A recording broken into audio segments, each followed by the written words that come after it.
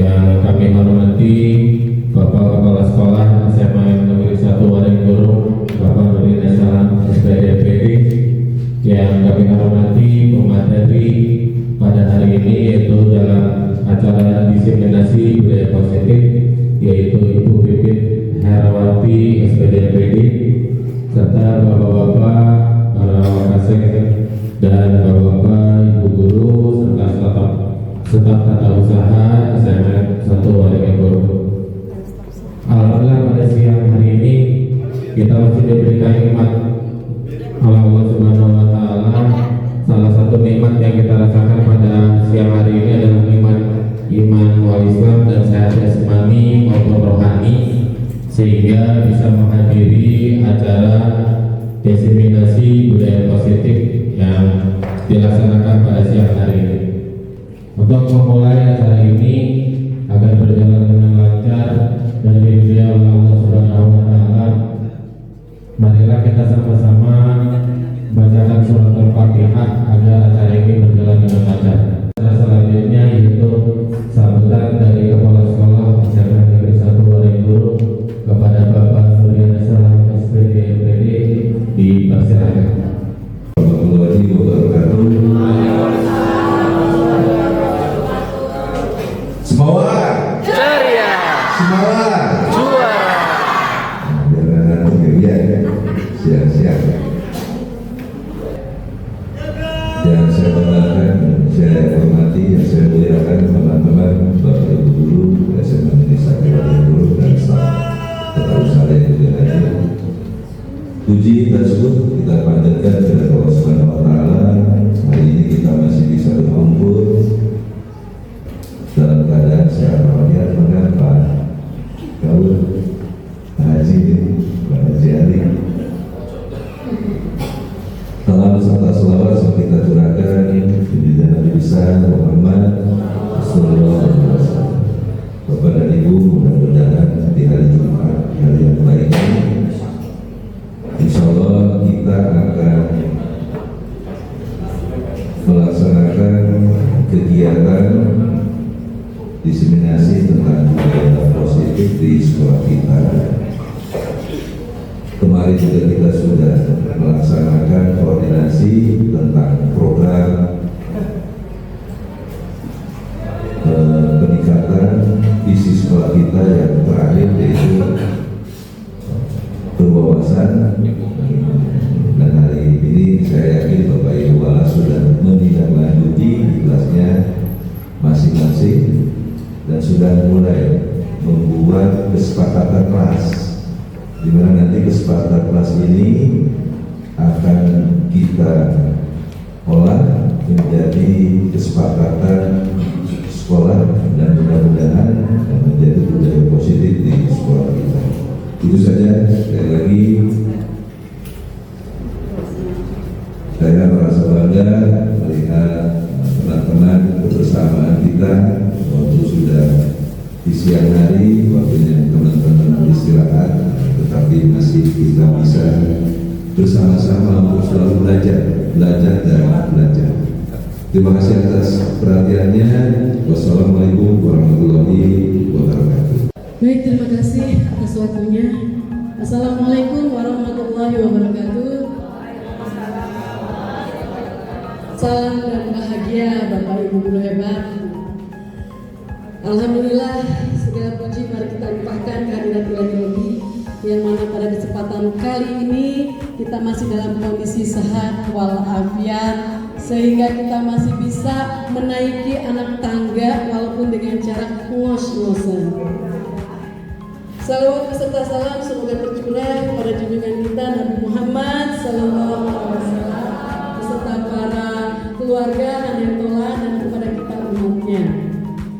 Sebelumnya saya ucapkan terima kasih kepada Bapak Kepala Sekolah yang sudah memberikan kesempatan kepada saya untuk mendiseminasikan budaya positif yang sejujurnya ini adalah tugas dari seorang CGP. Kebetulan saya adalah calon guru penggerak rekognisi, jadi diberikan tugas untuk mendiseminasikan seperti apa budaya positif ini. Baik Bapak dan Ibu, topik yang kita akan bicarakan pada kesempatan kali ini mengenali dasar.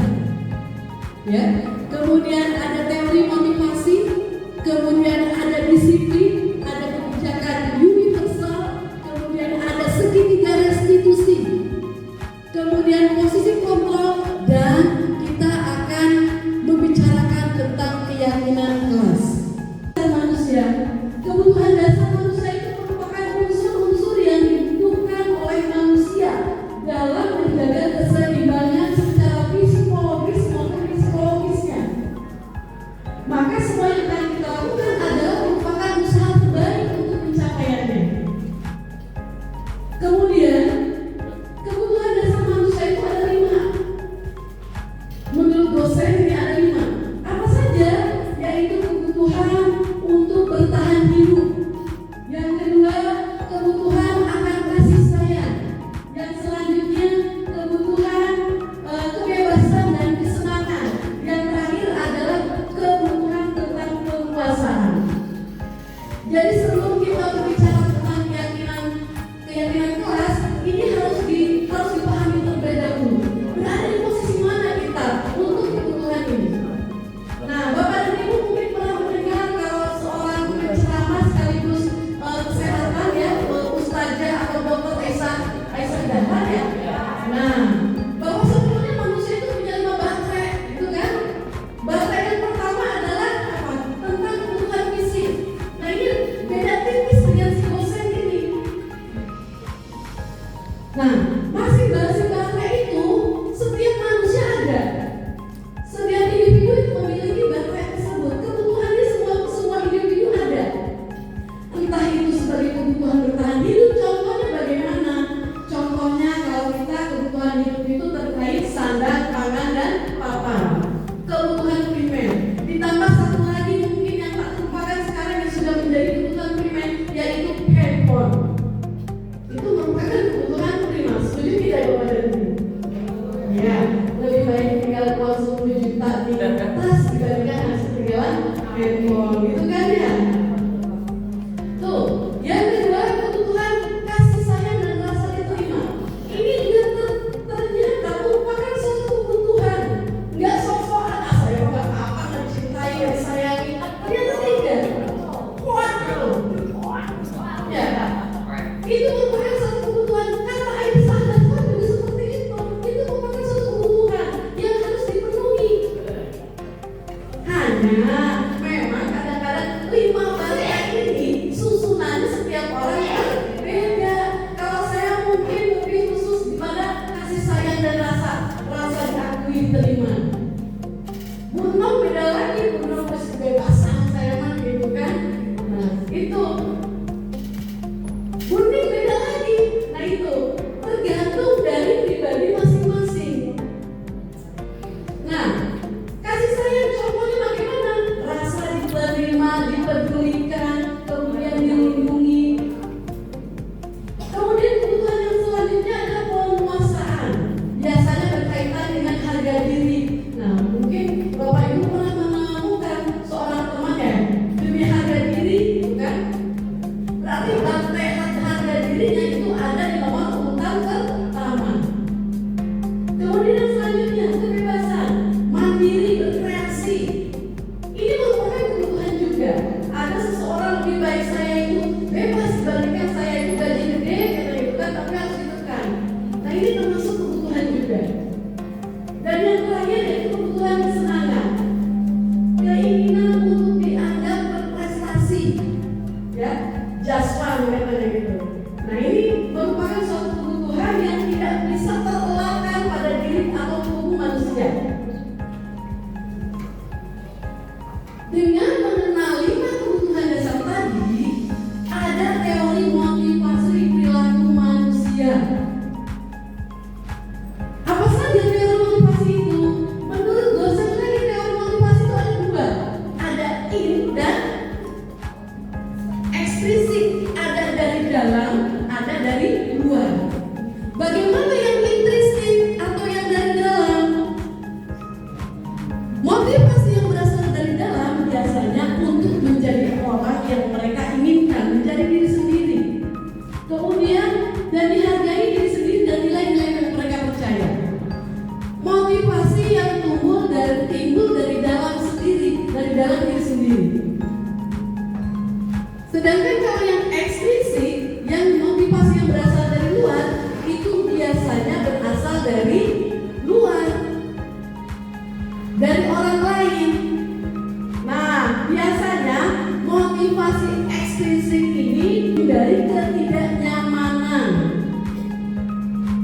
untuk menghindari hukuman atau untuk mendapatkan imbalan atau hadiah.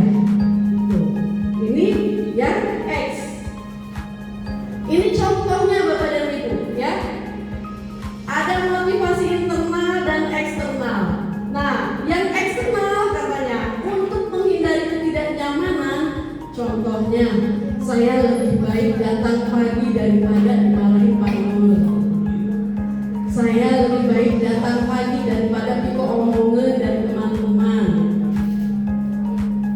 Kenapa? Untuk mengurangi rasa ketidaknyamanan tadi.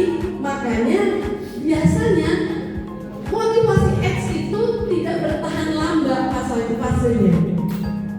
Pun demikian, gegara pengen mendapatkan imbalan. Ini adalah motivasi X. Saya mau jadi guru berprestasi lah, biar dapat hadiah dari gubernur. Gitu kan ya? Atau mungkin saya mau aktif di sekolah inilah, biar dialam oleh Pak Nur. Atau mungkin kalau ada siswa, saya mau datang setiap pagi lah, biar nanti dikasih bakwan sama penuh. Efeknya bagaimana? Ketika penuh tidak memberikan bakwan, apa yang terjadi? Ada rasa kecewa pada diri anak tersebut. Nah, makanya tugas guru, tugas kita sebagai orang tua mengupayakan supaya motivasi X itu diubah untuk menjadi motivasi in. Kenapa?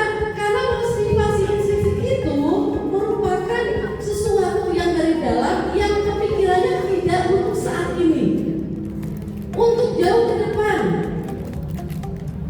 Nah, motivasi intrinsik ini biasanya akan membuat suatu budaya positif minimal pada diri sendiri. Bapak Ibu mungkin kemarin ketika Pak Somad mengawas kita bicara di sini, menghubungkan pembicaraan dari kepala sekolah Al-Irsad yang menyatakan bahwa ada seorang penerimaan karyawan gitu ya, tidak diberi, ada satu karyawan gegara dia itu menutup keran yang kotor, tidak ada wawancara, tidak ada, nah langsung diterima. Kenapa? Karena diyakini budaya positifnya itu sudah ada, habitnya itu sudah terpola yang kemudian menjadi budaya positif tadi. Yang selanjutnya ini motivasi internal. Biasanya motivasi internal itu hadir karena untuk menghargai diri sendiri. Inilah yang diharapkan. Ketika motivasi internal itu hadir pada diri seseorang, biasanya bertahannya lama, menjadi habit yang akan dipakai, yang akan diterapkan dimanapun berada. Oke, Bapak dan Ibu, itu puncak daripada budaya positif tadi. Ada kebiasaan, ada ada motivasi. Yang endingnya kita akan berbicara budaya positif yang pertama, disiplin. Apa itu disiplin? Disiplin menurut KHD Ki Hajar Dewantara itu merupakan motivasi. Kata KHD, disiplin itu adalah motivasi. Gerak, inspirasi, upaya untuk mewujudkan, untuk meraih sesuatu, untuk meraih kebajikan. Itu merupakan disiplin, katakan. Lagi-lagi menurut dosen, disiplin itu berasal dari bahasa Latin disciplina, yang artinya pelajar atau pengikut. Nah, maka disiplin itu sebagai bentuk kontrol diri, yaitu belajar untuk kontrol diri agar dapat mencapai tujuan yang mulia.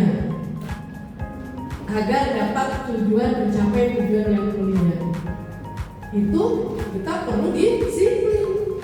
Ya, seorang Wahyu dahulu kala pernah minta izin, saya pengen ngajarnya sekian hari saja karena saya ingin menyelesaikan hafalan Al-Quran.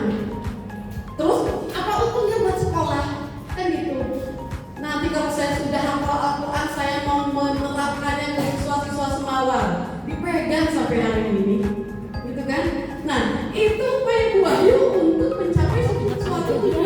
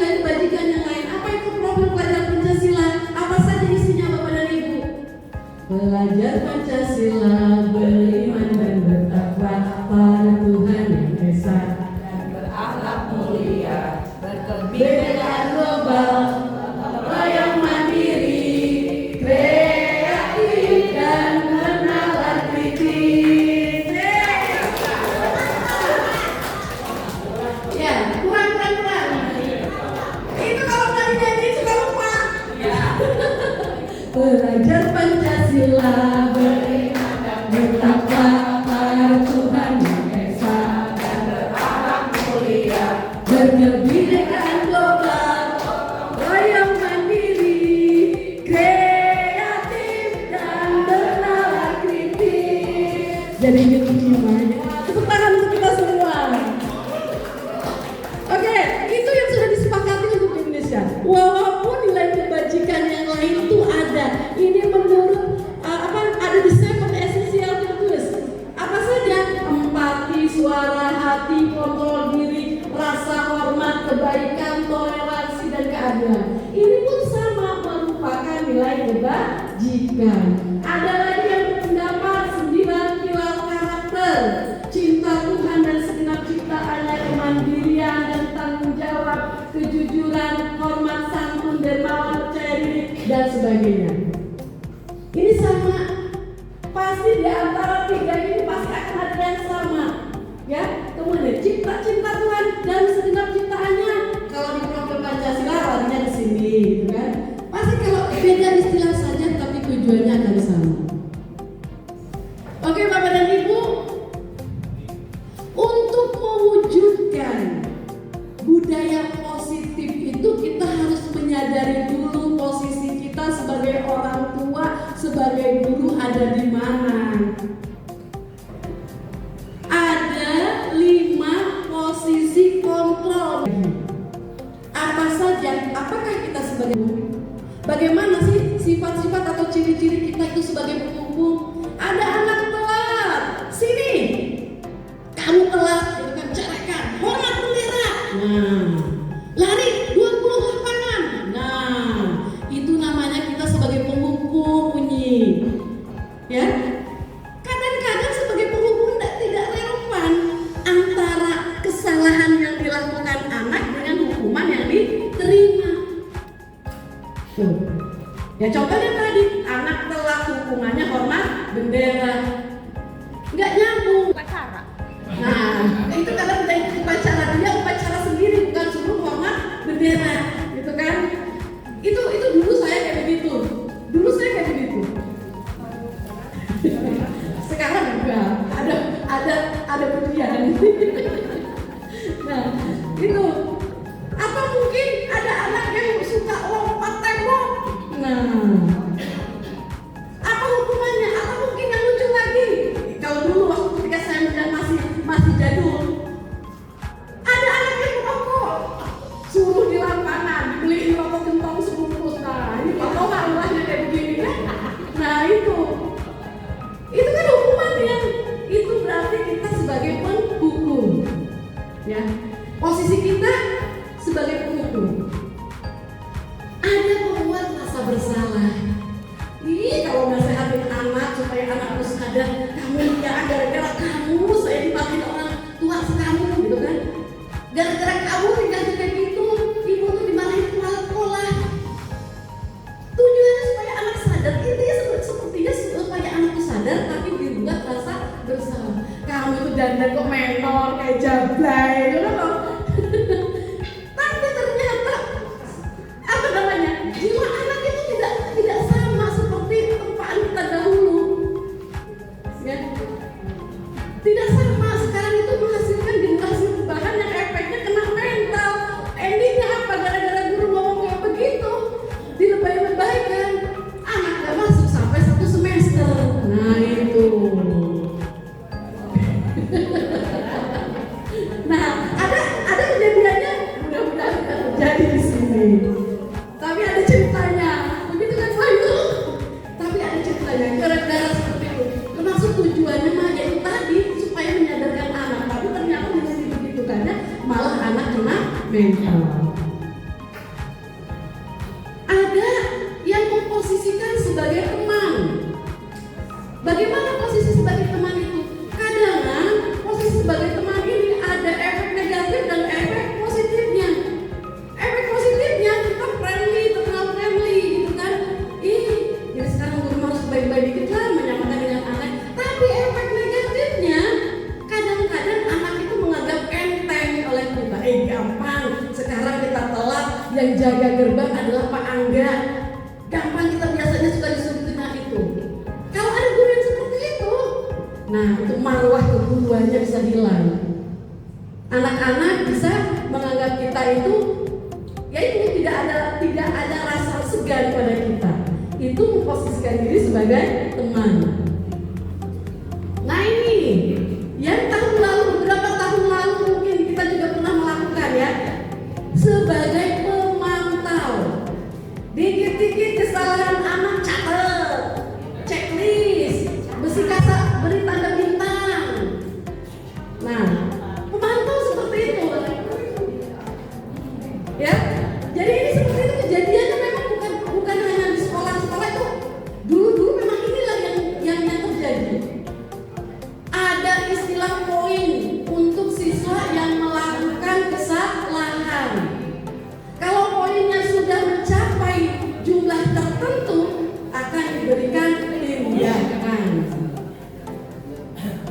Dan yang terakhir yaitu posisi sebagai manajer.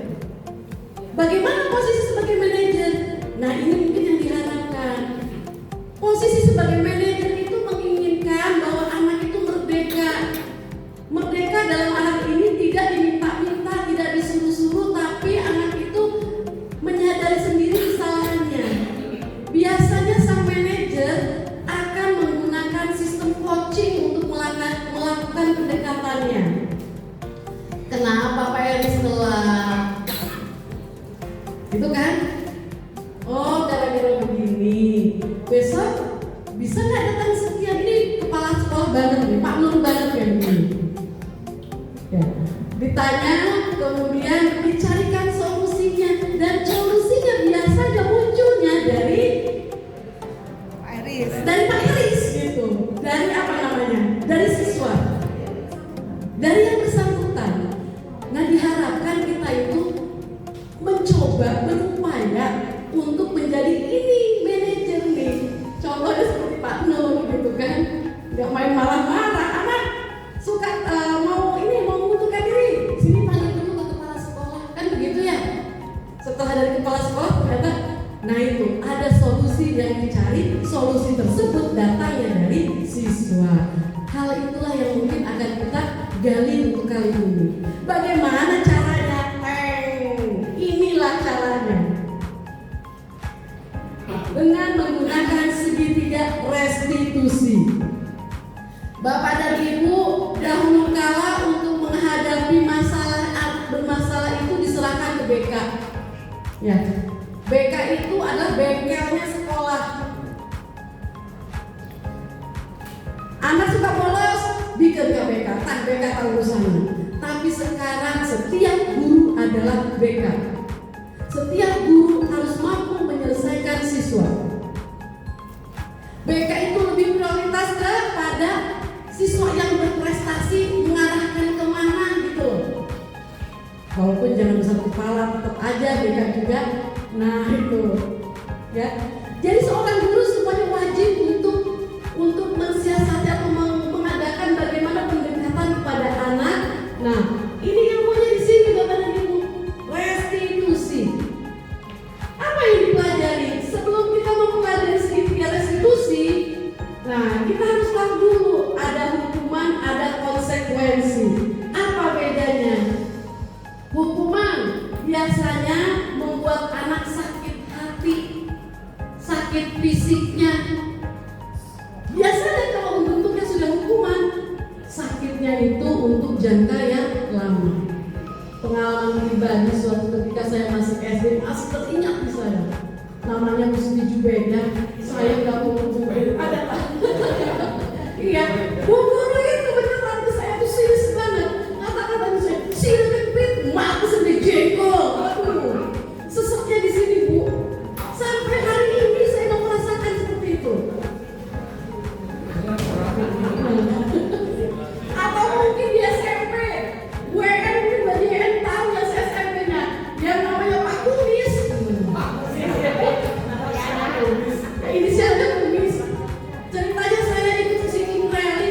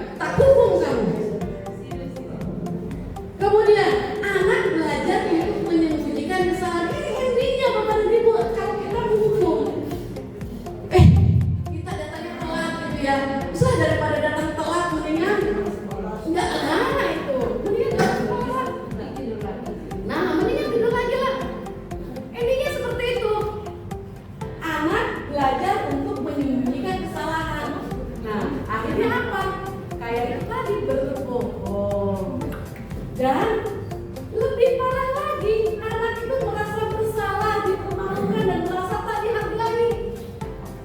Nah, iyalah saya kayak beginiin apa itu nggak merasa sakitnya tuh udah hilang. Tapi sampai saat ini esen teman-teman, malu sama teman-teman.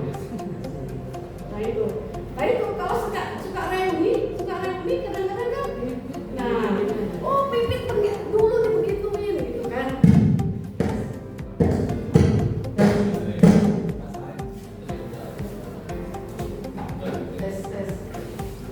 Tes.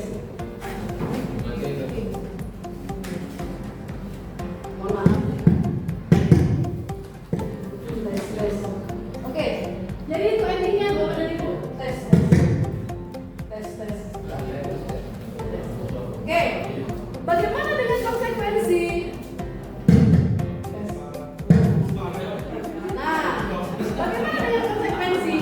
Konsekuensi itu tetap membuat anak merasa tidak nyaman, hanya lebih baik dibandingkan dengan hukuman. Tes.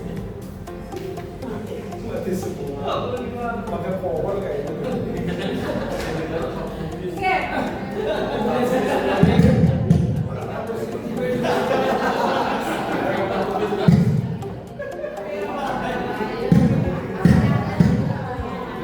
Ini nggak ada yang Pak Kumis ya?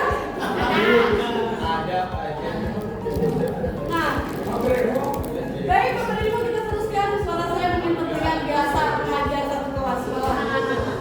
Oke, lanjut. Bagaimana dengan konsekuensi? Konsekuensi itu tetap membuat anak merasa tidak nyaman walaupun dalam jangka waktu yang pendek. Tuh. Kemudian selanjutnya, konsekuensi itu ada stimulus dan tanggapan.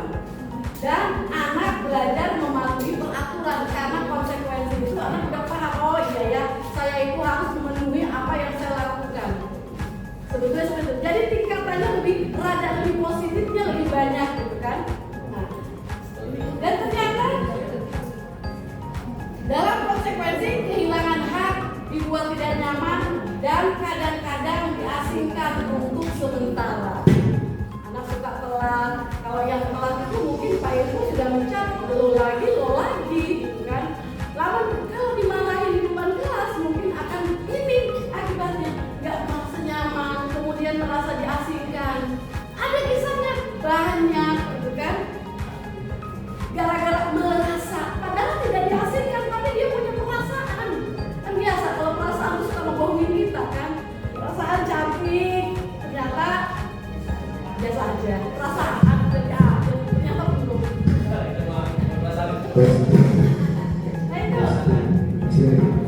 Nah ini adalah, lebih tingginya lagi, yaitu restitusi untuk menyelesaikan permasalahan siswa itu. Biasa restitusi. Apa itu restitusi?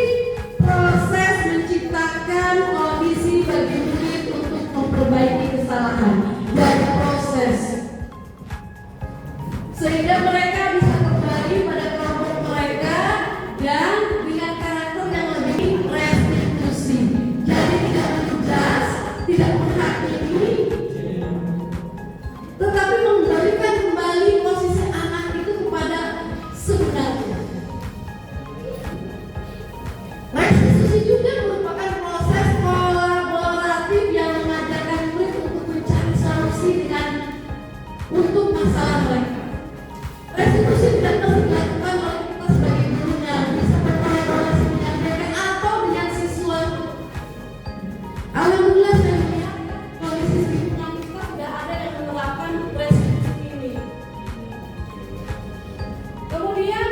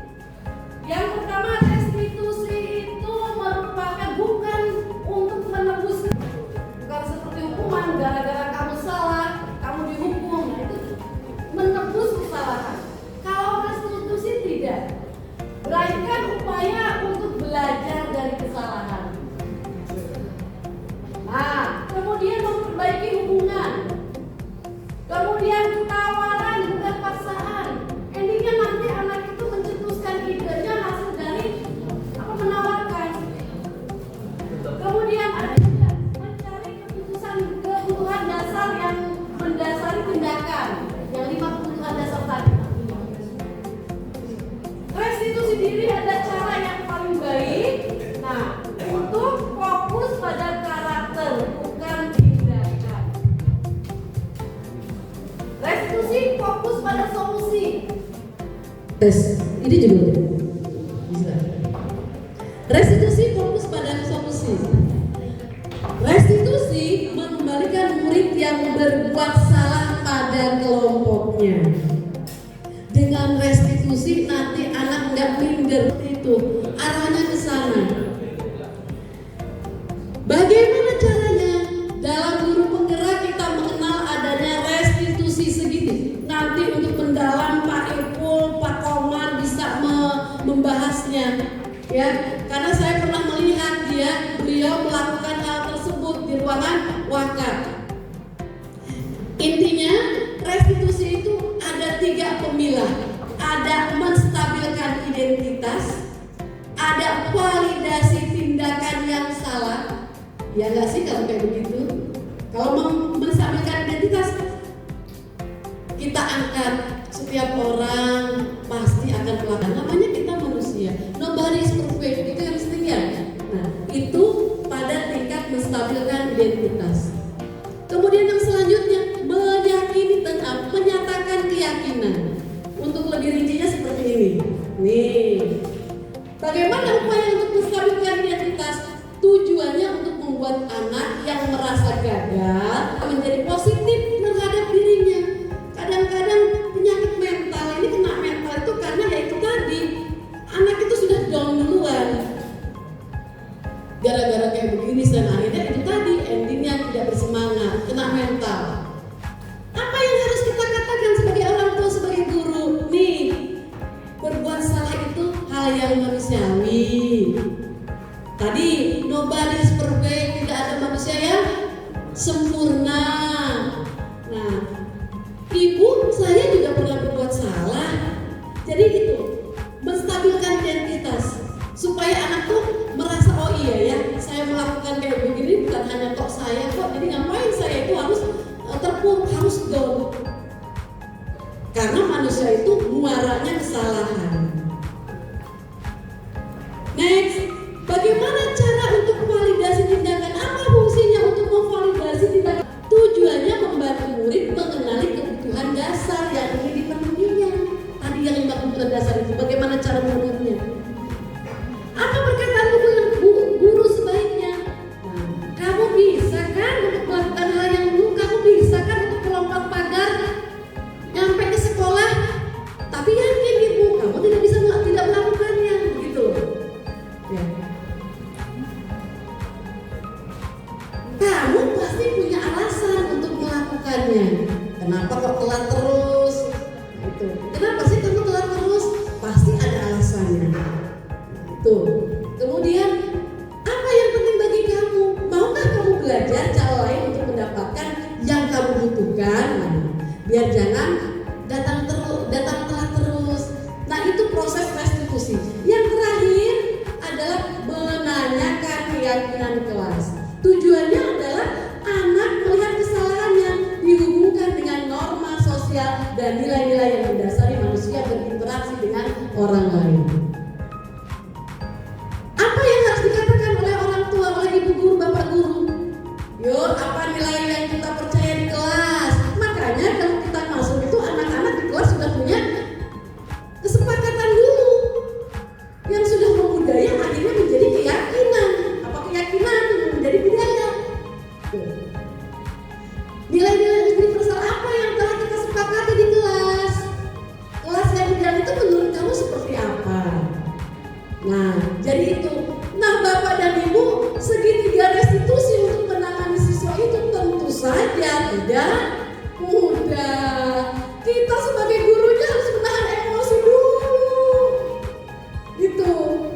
Nggak akan bisa secara anak itu setelah kita restitusi langsung sadar. No, tidak. Restitusi itu perlu pengulangan, diulang lagi. Ya memang katanya tugas guru itu jangan bosan-bosan menyadarkan. Ya itu. Terus gimana kalau kita udah nggak sadar-sadar dengan itu? Terus kata kepala sekolah kayak gitu. Terus kita sadarkan. Itu namanya proses restitusi. Bisa-bisa prosesnya dari kelas 10 sampai kelas 12 Nah, ini adalah restitusi. Inilah yang nanti akan kita sepakati Bapak Ibu, karena tema kita sekarang ini membuat kesepakatan sekolah.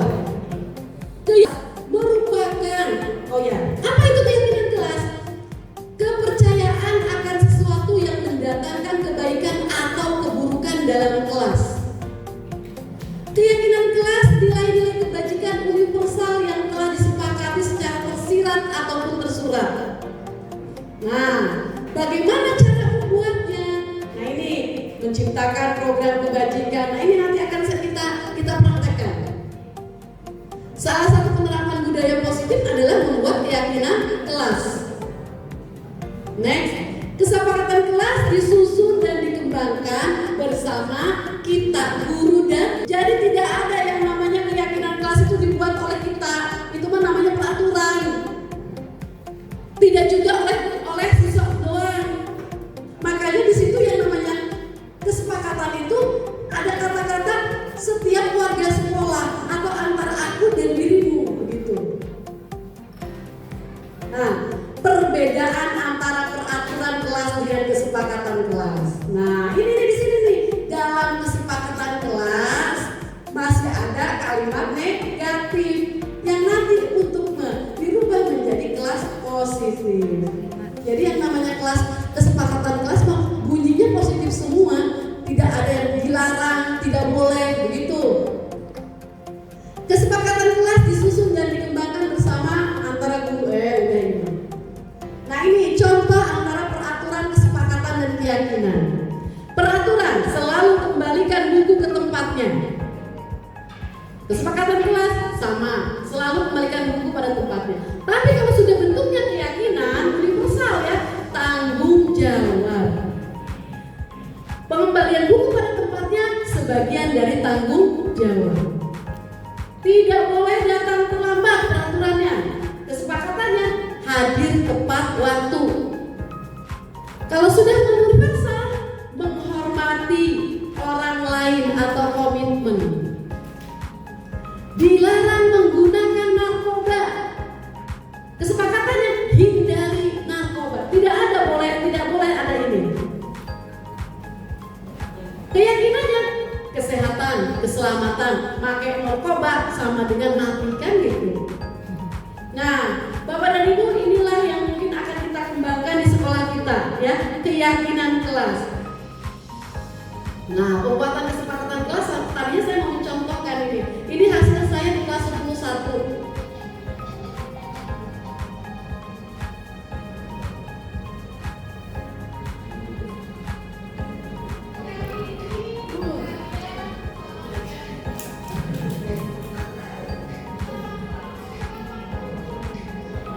Ini no edit Bapak dan Ibu, mengalir seperti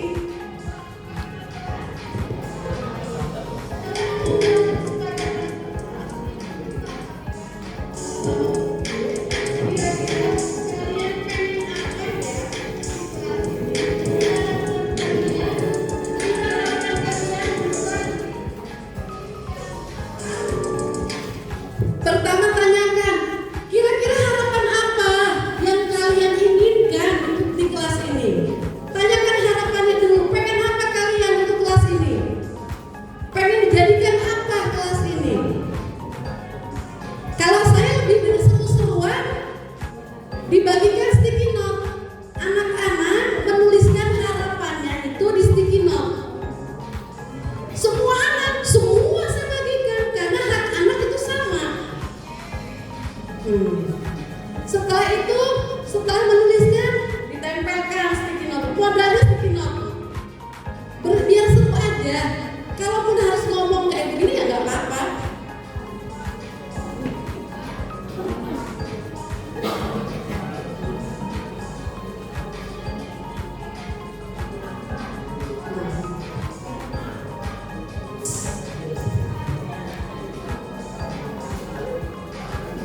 Nah, setelah dikumpulkan, minta satu orang murid untuk membacakan.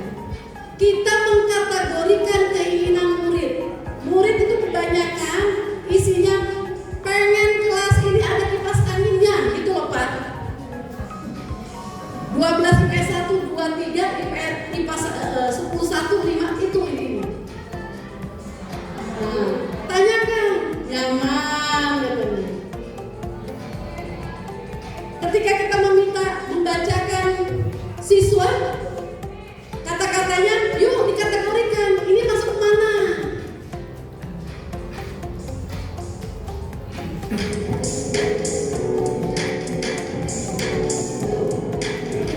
Minta kelas yang kompak. Berarti kalau kompak itu masuknya kemana?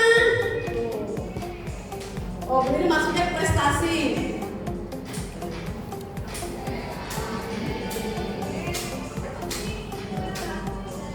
Akhirnya dari ke-38 siswa kita golongkan menjadi 5 kesepakatan kelas untuk di kelas 10-1.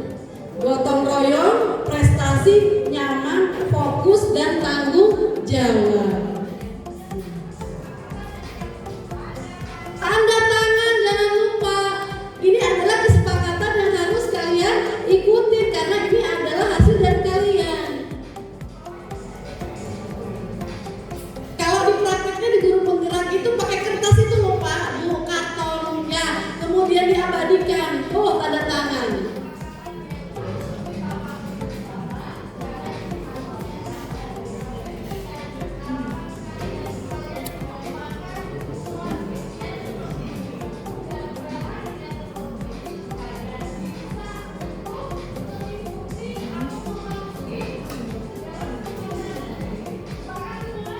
Pakat semua untuk praktek?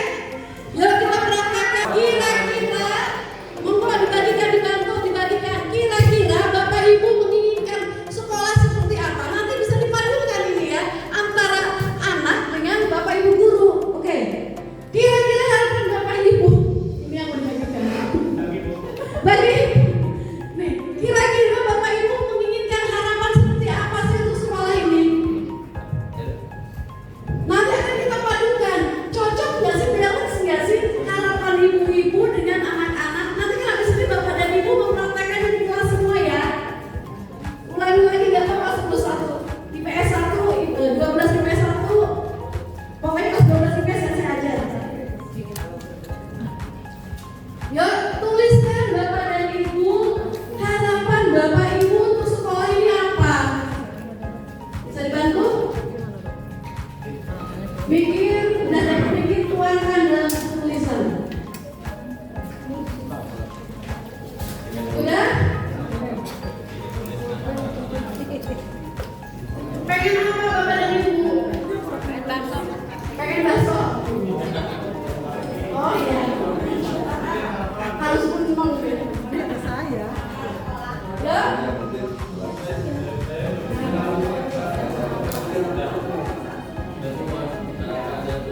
Harapannya apa Bapak Ibu untuk sekolah kita? Kan kita mau membuat kesepakatan sekolah. Sudah? Ya, Pak KW, boleh finalnya diambil kembali Pak KW. Belum. Mikir ya, pengen apa mikir ya. Ya mungkin aja. Harapan di Harapan Bapak Ibu sekolah kita. Harapannya banyak makanan. Harapannya bagaimana? bukan harapan itu. Kita matchingkan dengan Harapannya sekolah harapan kita. kita. Sekolah yang sekarang. Nah, itu yang pengen anak-anak. Sukses. Harapannya apa Pak Komar? Pengen sekolah yang nyaman dan aman buat anak-anak. Masya Allah. Oke, sudah? Boleh dibantu? Pak Ustaz, ambilin signalnya. Pak Umin. Ya, Bu. Nggak usah. Saya tidak memberikan instruksi untuk ngasih nama anak-anak malu. Pulpen Niko. Kan?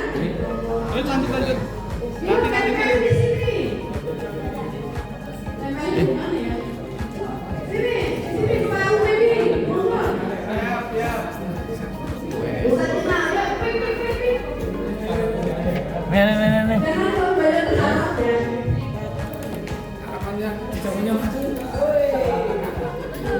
Harapannya apa Bu Nas?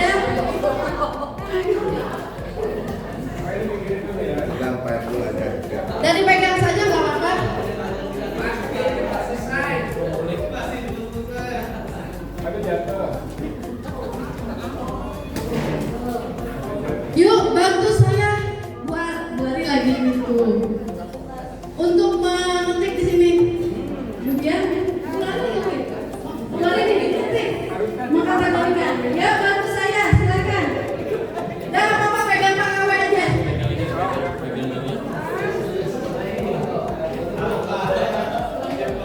Mana? Speaker ini mana? Ya, bantu Pak itu Pak Rabi. Yang pertama apa?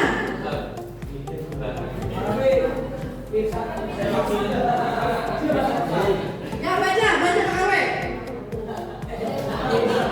Sekolah yang bersih, Sekolah yang bersih, nyaman, anak maju dan berprestasi. tuh.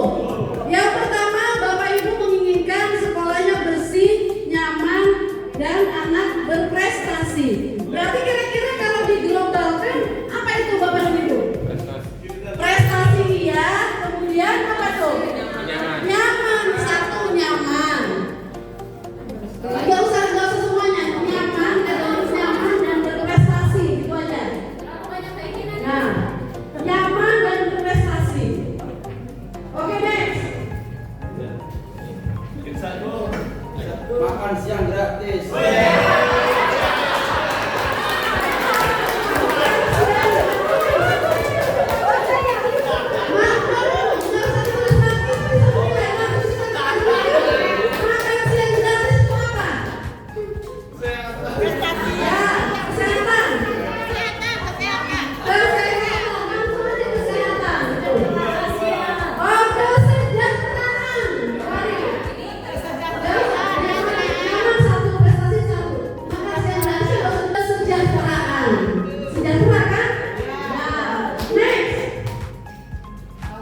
Harapan saya sekolah yang suasananya nyaman dan aman. Sekolah kebanggaan masyarakat. Prestasi.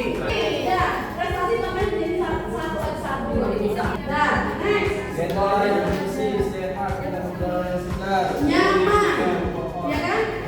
Apa berarti itu? Nyaman kan? Nyaman. Sekolah yang mendukung potensi siswa baik di bidang akademik maupun non akademik. Apa maksudnya? Next. Menjadi sekolah yang berkualitas. Kualitas apa maksudnya? Prestasi. Next.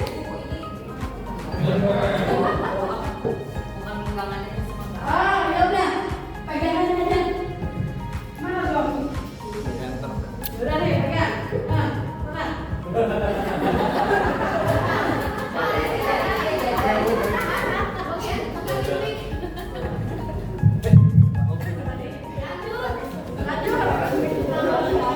Fasilitas sekolah lebih baik dan lengkap.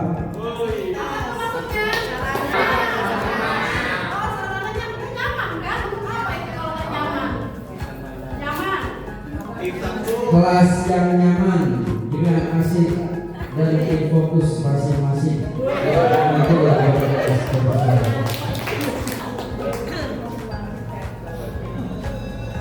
harapan saya selaku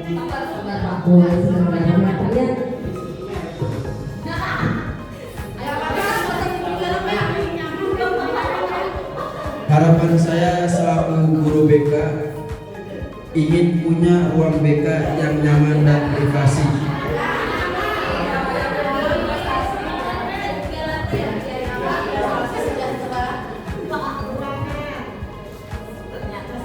Lanjut. Sarana dan prasarana lab kimia mohon dilengkapi. Apa itu maksudnya nyaman apa prestasi? Prestasi. Nah, untuk mendukung prestasi berarti. Oke. Sekolah yang mengutamakan kekeluargaan. Kekeluargaan apa? Kesejahteraan. Harmonis berarti tulis harmonis.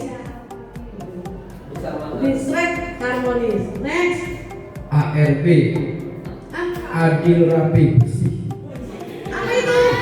Adil rapi bersih. Nyaman katanya. Saya juga gitu, saya tampilkan ini maksudnya gimana nih? Nyaman Bu gitu. Yo, next. Bersih adil dan parkir guru diperluas. Apa itu maksudnya Bapak dan Ibu? Nyaman. Masih nyaman. Ada sholat duha bersama. Religius ya. Religius. Nah ini kalau rapat jangan karena sudah mengantuk. Capek. Maksudnya kemana Bapak dan Ibu? Nyaman. Mumpung ada kepala sekolah dicatat. Nyaman, oke. Next. Bapak Ibu jangan lupa besok undangan Pak Irsyad.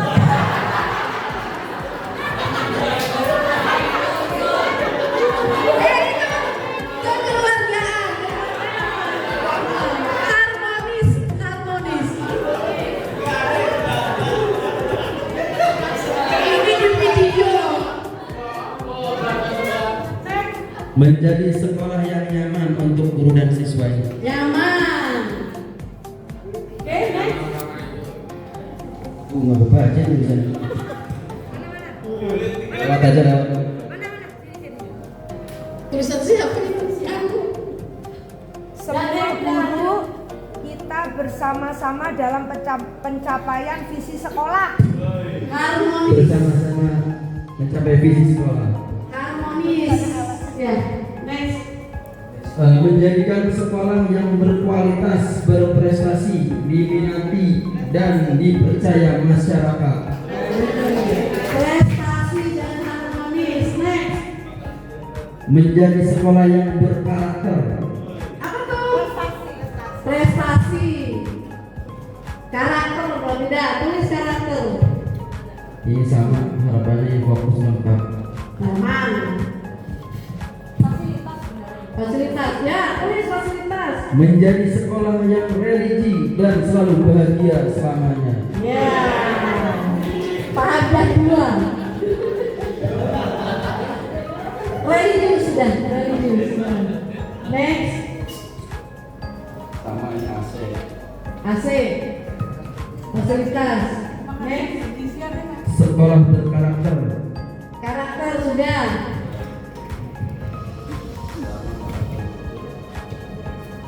Kayaknya contohkan. Selalu istiqomah baik dalam segala hal. Integritas. Integritas mungkin ya. Tulis. Sekolah yang nyaman, asri dan menyenangkan untuk pembelajaran. Ya, nyaman. Next. Memberikan kesempatan untuk meningkatkan kompetensi sebagai guru profesional. Prestasi. Apa dong? Peluang. Jenjang karir. Dihargai. Iya. Pengakuan. Pengakuan. Ya, pengakuan. Ada kebutuhan apa itu?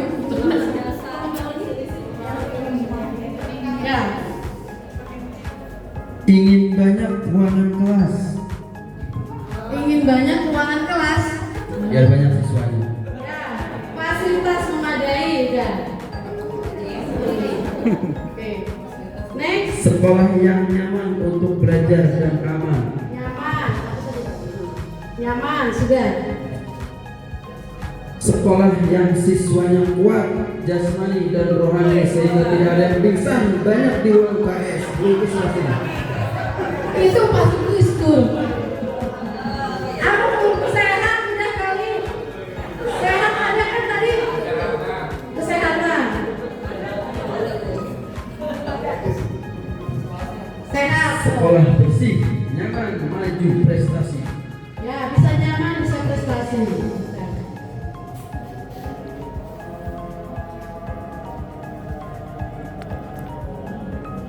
Ya? Nggak bisa dibaca kan sekarang Bu? Nah, Bapak dan Ibu, inilah kesepakatan kita dari warga